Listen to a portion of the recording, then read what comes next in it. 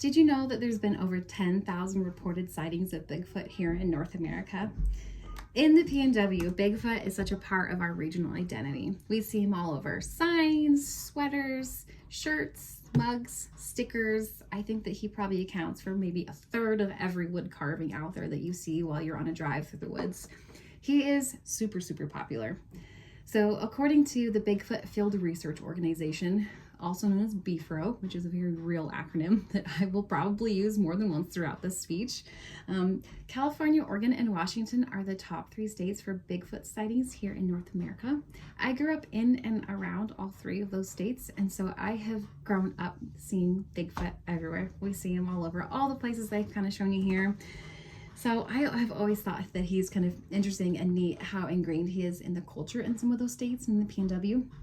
But I've never done a lot of research on him, so I thought it'd be fun for us to learn about him a little bit together today, given that we live right next door to Washington, which, according to BFRO, is the #1 state for Bigfoot sightings here in North America. So while most agree that the Bigfoot story is a myth, he is still rooted in indigenous tales, fueled by continuing reports and sightings, and has an impact on local science and culture. There's a lot of rich history. There's some reported evidence, and North America's fascination with Bigfoot sort of just continues to grow. I think we all know what he looks like, so I'm not going to dive into that too deeply because I think we're all fairly familiar with him. But the Bigfoot story goes back a really, really long time. There's lots of indigenous tales and stories surrounding Bigfoot, like a tall, hairy creature, man-like living in the woods.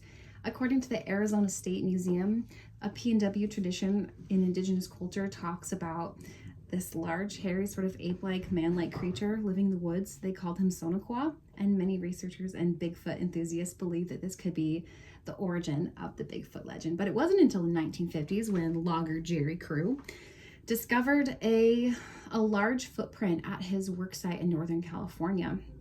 He was really interested in this. The paper was really interested in it. They took a cast of it, and the paper that published this picture coined the foot and this creature as Bigfoot. And that was sort of the start of the Bigfoot craze, and when we really started to get interested in Bigfoot and who he was, and trying to get all the evidence to kind of prove him. So that was kind of our first introduction into the Bigfoot craze. You guys have all probably seen this GIF or just this picture. It is from the Patterson-Gimlin film in the 1960s, which was heavily analyzed, and it's one of the most popular sources of proof that people go to when they're analyzing Bigfoot and trying to prove him. More recently, though, in 2021, this is allegedly a still from a video of Bigfoot migrating through North America, like Montana, Idaho, Washington. It's a video, you can go and watch it, and it is allegedly one of the most the most provable and most credible sources of video of Bigfoot that we've ever had, which is kind of fun to think about. So other things like lots and lots of footprint casts, sound recordings of Bigfoot have been submitted. Navy cryptolinguist Scott Nelson described some of the recordings of Bigfoot hollering in the woods and guttural screaming and shrieking and rhythmic vocalizations. He described it as human. Human language, like language, not human, but still like the human definition of language, but not of human origin. So he was kind of freaked out. He took this very, very seriously. But there was also lots of things like footprint casts that people have submitted, and after finding footprints in the wood. A lot of these footprints have things, really, really detailed anatomical details, things like dermal ridges, which is like fingerprints, footprints, and stuff like that. That will be really, really hard to replicate. I think a lot of people would not take these seriously if they didn't have some of these smaller details, and you can find these in museums and all over the internet. A lot of people claim to have found Bigfoot footprints, and they've submitted them, which is really great. We just have a wealth of information on this stuff. So while the evidence is pretty compelling, it's drawn a lot of academic level attention.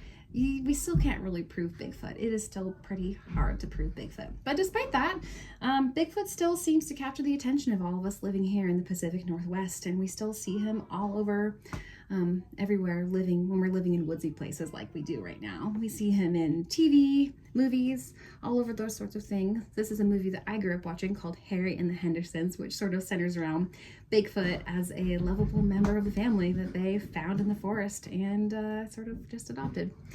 We also see an homage to Bigfoot in a ton of kids shows, a ton of kids movies. So he is really, really popular and ingrained everywhere in any kind of like supernatural film or show or anything like that.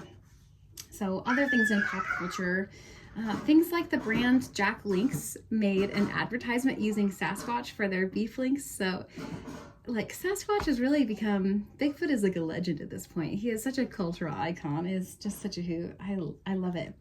Here in the Pacific Northwest, we have actual Bigfoot or Sasquatch centers. So there are places that will celebrate, like the North American Bigfoot Museum, where there's lots of exhibits to look at. They do like frequent research hikes and offer lots of evidence and research on Bigfoot. We also have festivals like the Sasquatch Festival in Washington, where researchers come to celebrate and share their research, share stories, and gather together and go on more research hikes and stuff like that. So he's the center of a lot of attention up here, which is really, really fabulous. So he really is more than a legend. He's sort of like a mirror for why we love the wilderness and all the mystery that sort of comes along with it here in the Pacific Northwest. So whether you believe in Bigfoot or not, both are fine. He's still such a cool part of our region up here. And yeah, whether you believe him or not, Bigfoot's not going anywhere. He's rooted in indigenous wisdom and tales in this area. He's fueled by continuing fascination and reports up here. And I think that he'll still be a part of our culture and our regional identity up here for a long time.